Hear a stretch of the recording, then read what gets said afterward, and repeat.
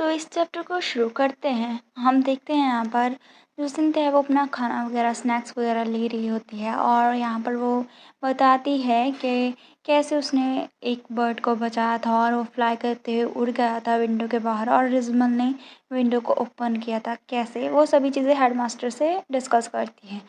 वो यहाँ पर थोड़ी बहुत बातचीत करता है और यहाँ पर वो उसके फादर को दिखाती है। यहाँ पर ना वो उससे बोलता है कि जब तुमने वर्ड को हील किया था तो क्या तुम ठीक थी? क्या तुम्हें कोई डिज़ीनेस वगैरह फ़ील हो रहा था? वो बोलती है नहीं, बिल्कुल भी नहीं। फिर वो बोलते हैं सिंथिया तुम्हारी जो एबिलिटी है वो काफ़ी ब्लेस्ड है। और यहाँ पर वो आगे बोलती है कि ये तो बहुत ही ज़्यादा ग्रेट रेगुलेटर की से ब्लेसिंग तुम्हें मिली है, तो वो यहाँ पर ना तुम्हें उनसे मिलना पड़ेगा। ऐसे वो बातें करता है, वो उसे पैट करता है और यहाँ पर वो बोलता है ये जो पावर है ना, ये हम सबके लिए है।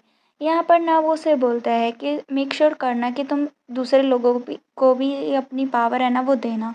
तो यहाँ पर मतलब धीरे-धीरे करके वो उसका ब्रेन वॉश कर रहा होता है। जो एम्ज़मल है वो थोड़ा इंटेलिजेंट है, वो समझ आता है और यहाँ पर ना वो फ्लिंच हो जाता है उसकी ऐसी बातें सुनने के बाद।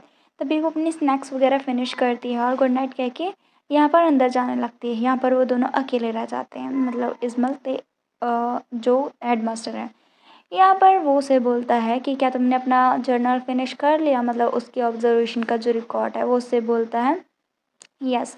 यहाँ पर वो उससे बोलता है कि क्या तुम अग्रीमेंट नहीं करते हो कि ये जो सिंथिया है वो काफ़ी ज़्यादा आउटस्टैंडिंग है, उसकी एबिलिटी काफ़ी आउटस्टैंडिंग है।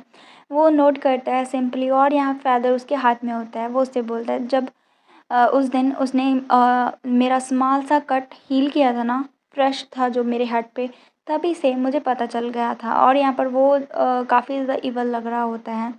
वो जो फ़ीदर होता है उसे भी यहाँ पर तोड़-मरोड़ कर देता है। यहाँ पर हमें दिखाया जाता है कि फर्स्ट टाइम पे उसे कैसे उसकी एबिलिटी के बारे में पता चलेगा, क्योंकि यहाँ पर सिंथिया के जो पेरेंट्स थे उसने उसके पास छोड़ा ज़रूर था लेकिन उसे नहीं बताया था उसकी एबिलिटी के बारे में, शायद उसके पेरेंट्स को भी ना पता हो।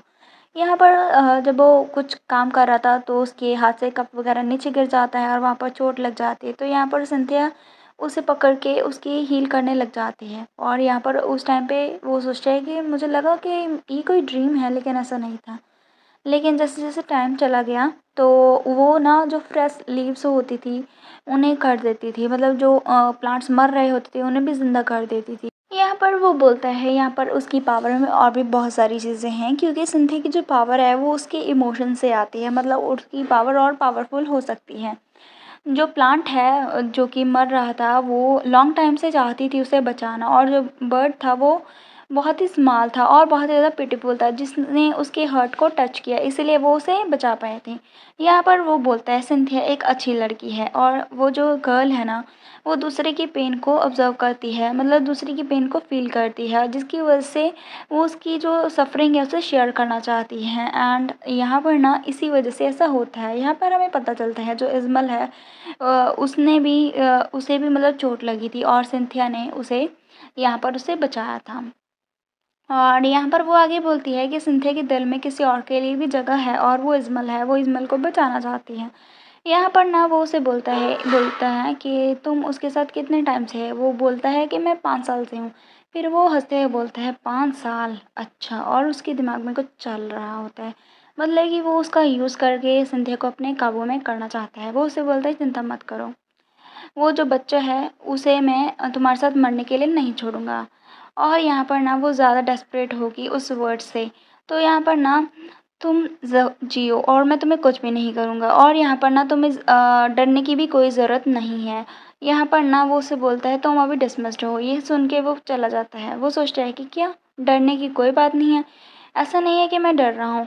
सिंथिया अच्छी लड़की है और इवन कि वो मरते हुए बर्ड का भी दर्द अपने साथ शेयर करती है। तो मुझे पूछना है कि वो कितनी ज़्यादा पेनफुल होगा उसके लिए जब वो देखेगी अपनी फ्रेंड को जो कि 5 साल से उसके साथ था, वो उसके सामने जब मर रहा होगा। मतलब ये था उस बंदे का प्लान कि वो इस्मल को वहाँ पर अधमरी हालत में छोड़ देगा। और यहाँ पर ना क्योंकि ये सारी चीज़ें पावर्स वगैरह उसकी टेस्ट की हुई हैं अभी तक बर्ड्स से या फिर जो प्लांट्स वगैरह उन पे टेस्ट की गई हैं, लेकिन उसकी जो पावर्स हैं वो अभी तक ह्यूमन्स पे टेस्ट नहीं की गई भी, क्या वो मरते हुए ह्यूमन को बचा सकती हैं। तो इसीलिए यहाँ पर उसे बचाने के लिए उस पे टेस्ट किया जाएगा और इस्मल को वो यूज़ करने वाला है। इसलिए इज़मल को डर है कि उसे कैसा लगेगा, उसे मरने से डर नहीं लगता। यहाँ पर ना जो हेडमास्टर है उसके दिमाग में कुछ चल रहा होता है। यहाँ पर वो जाते ही उससे बोलता है कि मुझे ना कॉन्सन्ट्रेट करना चाहिए कल से ही, और यहाँ पर उसकी इमोशंस को और भी ज़्यादा सेंसिटिव बनाना पड़ेगा, मतलब उसे और भी ज़्यादा इमोशनली शॉक देना पड़ेगा ताकि वो और सेंसिटिव हो और उसकी पावर्स और ज़्यादा पावरफुल हों। यहाँ पर वो बोलता है नहीं, यहाँ पर वो बोलता है कि नहीं मैं ये नहीं चाहता, ये कह के वो भागने लगता है। इस्माइल ने हमेशा अपने माइंड में कोई ना कोई चीज़ प्लान की हुई है। वो हमेशा चाहता है कि वो हमेशा इमेजिन करता रहता है हेडमास्टर को डज़न ऑफ टाइम मारने का, स्टैप करने का, और लेकिन उसने कभी एक्शन नहीं लिया क्योंकि वो डर रहा है, इसीलिए नहीं, बट इसीलिए क्योंकि उसे पता है राइट टाइम कब आएगा। और यहाँ पर इस्माइल को ऐसा लग रहा है कि जो राइट टाइम है वो आ चुका है। वो खुद को काम करता है और सोचता है कि तुम्हें ज़्यादा एजुकेट करने की ज़रूरत नहीं है, एक मिस्टेक और सारी चीज़ें ख़त्म हो जाएगी। यहाँ पर ना वो बोलता है कि मुझे बस काम रहना है। उसके बाद फिर वो अपने काम में लग जाएगा, मतलब कि वो उसे स्टैप करेगा ही करेगा। यहाँ पर वो सोचते हैं कि मुझे लगा मैंने डोर को क्लोज कर दिया। यहाँ पर वो देखता है कोई होता है, वो कोई और नहीं लूना होती है। यहाँ पर ना उसे देख के वो थोड़ा फ्लिंच हो जाता है और यहाँ पर देखता है ये कौन है। यहाँ पर उसके पास ना उसका जर्नल होता है। वो सोचता है मेरा जर्नल, फिर वो उसे रोकने का ट्राई करता है, मतलब उसने कुछ लिखा होता है। तो यहाँ पर वो तो उसे रोक लेती है एक ही बार में उसकी पावर से, और यहाँ पर ना वो वहाँ पर ट्रैवल कर रहा होता है और वो यहाँ पर हमारी लूना उस जर्नल को रीड कर रही होती है। फिर यहाँ पर वो बोलती है मुझे समझ में आ गया। और यहाँ पर वो सोचता है कि मैंने सारी अजम्पशंस रॉन्ग बनाई थी, मतलब उसने कुछ गलत प्रिडिक्ट किया था, और यहाँ पर वो स्माइल करती है। तो यहाँ पर वो बोलती है मैंने हर चीज़ रॉन्ग अज्यूम की थी। उसे लगा था कि सिंथिया किसी ऑर्फनेज सेंटर में है, लेकिन ऐसा नहीं है। हरनन की रिपोर्ट के मुताबिक वो किसी इन में रह रही है, और यहाँ पर जाके उसे पता चलता है कि वो एक रिसर्च सेंटर में रह रही थी।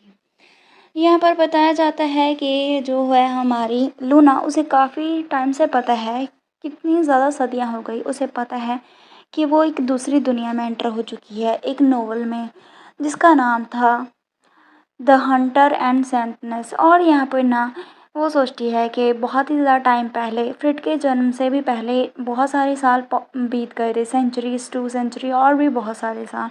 और एक इशू था जो कि उसके साथ स्लोली स्लोली आ रहा था, वो था कि वो अपनी पास्ट की मेमोरीज भूल रही थी। इवन के जो ये नोवेल की स्टोरी थी, ओरिजिनल नोवेल की, वो भी वो भूल रही थी। इसलिए उसने धीरे धीरे उसे कलेक्ट करने की कोशिश की, लेकिन ये इम्पॉसिबल टास्क था उन पूरी डिटेल्स को रिमेंबर करना। और यहाँ पर उसने अपने सारे एफर्ट्स लगा दिए उस स्टोरी को रिकलेक्ट करने के लिए, लेकिन फिर भी कुछ पार्ट्स मिसिंग थे। इवन कि यहाँ पर ना वो सोचती है उसकी रिकवरिंग नोट्स में भी ये रिकॉर्ड था कि जो सिंथिया था ना, सिंथिया वहाँ पर ऑर्फनेज में ठहर रही थी, लेकिन वहाँ पर पूरी डिटेल्स नहीं थे। और यहाँ पर ना उसके पास्ट के बारे में भी उसने ज़्यादातर नहीं रखा था, उसके ट्रेजिक पास्ट।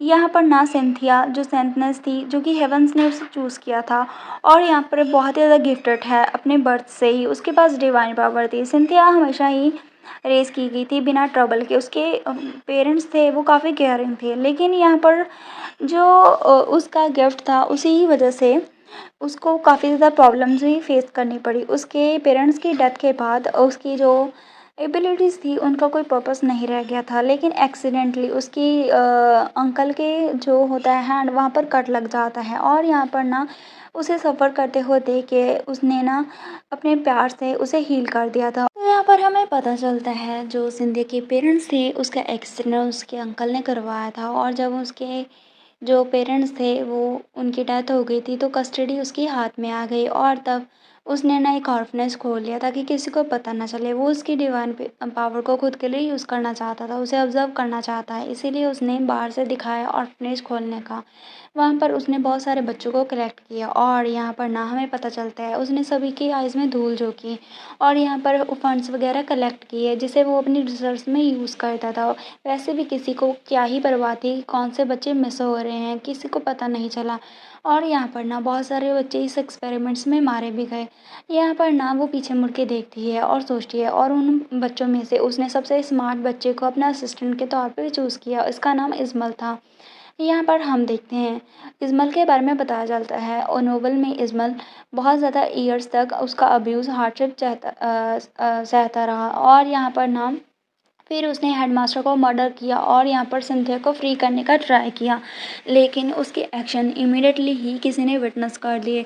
वहाँ पर कुछ लोग इंस्पेक्शन के लिए आए थे और उसे वहाँ पर ले गए और यहाँ पर ना सेनेक्ट्री में जाने के बाद इस्माइल को रेस किया गया और वहाँ पर ना वो बहुत ही बड़े रैंक तक राइज हुआ और वो एक प्रीस्ट बन गया और यहाँ पर वो एक स्पोर्टिंग करेक्टर था।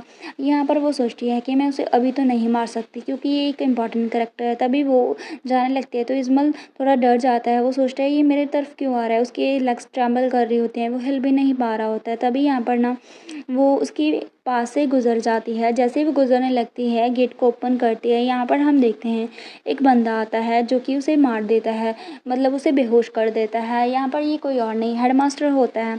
यहाँ पर जैसे ही वो स्लैश करता है वहाँ पर ना मतलब शायद उसने ना तलवार का यूज़ किया था इसलिए इतना ब्लड बह रहा है। उसके सामने ही उसे मरते हुए देख के वो सोचता है ये क्या है।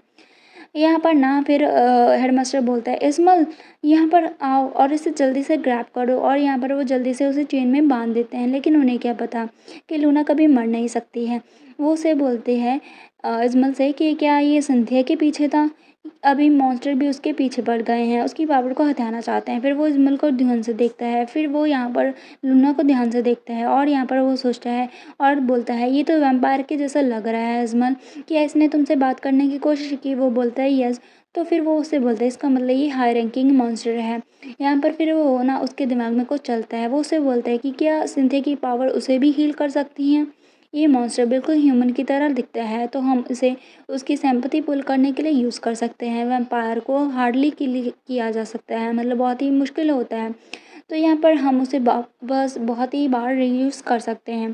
फिर यहाँ पर वो उसे बोलता है कि तुम्हारे लिए अच्छा है। इस्माइल को समझ में नहीं आता। वो उसे बोलता है तो तुम अभी तुम्हारे ऊपर कोई हार्म नहीं आएगा तो हम यहाँ पर मॉन्स्टर को तुम्हारे ही काम की जगह पर यूज़ करेंगे, मतलब पहले तुम मरने वाले थे अब ये यूज़ होगा और इसे हम मारेंगे। ये सुन के वो फ्रीज़ हो जाता है।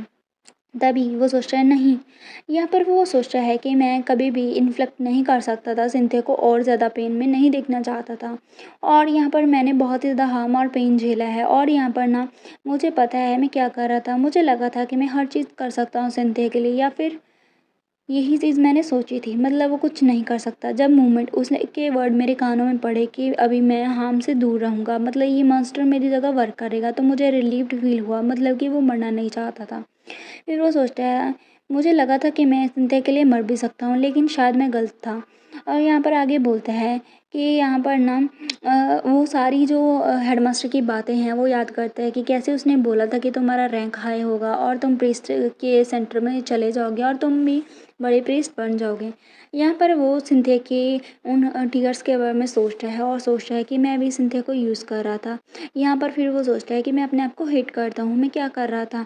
और यहाँ पर वो अपने गुस्से को दबाने की कोशिश करता है लेकिन उस टाइम के दौरान उसके सारे इमोशन बाहर आ गए और यहाँ पर ना उसने सोच लिया होता है कुछ मन में। यहाँ पर हेडमास्टर पीछे से बोल रहा होता है चेन को जल्दी फास्टन करो, जल्दी से उसके लेग्स को ग्रैब करो और हम मेरे रूम में से लेके जाते हैं। फिर वो बोलता है इस्माइल तुम क्या कर रहे हो, क्या तुम मूव नहीं कर रहे हो।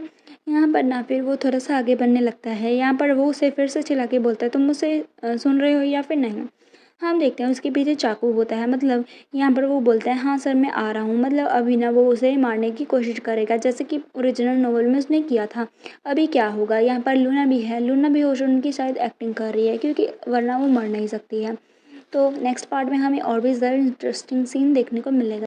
सो अगर आपको वीडियो अच्छी लगी है वीडियो को लाइक करना मत भूलिएगा एंड नेक्स्ट पार्ट के लिए बने रहेगा। नेक्स्ट पार्ट में हम देखेंगे कि क्या जो है लूना क्या इन बच्चों का साथ करेगी, क्या वो इन्हें अपने साथ ले जाएगी या फिर किसी और ऑर्फनेज में छोड़ देगी।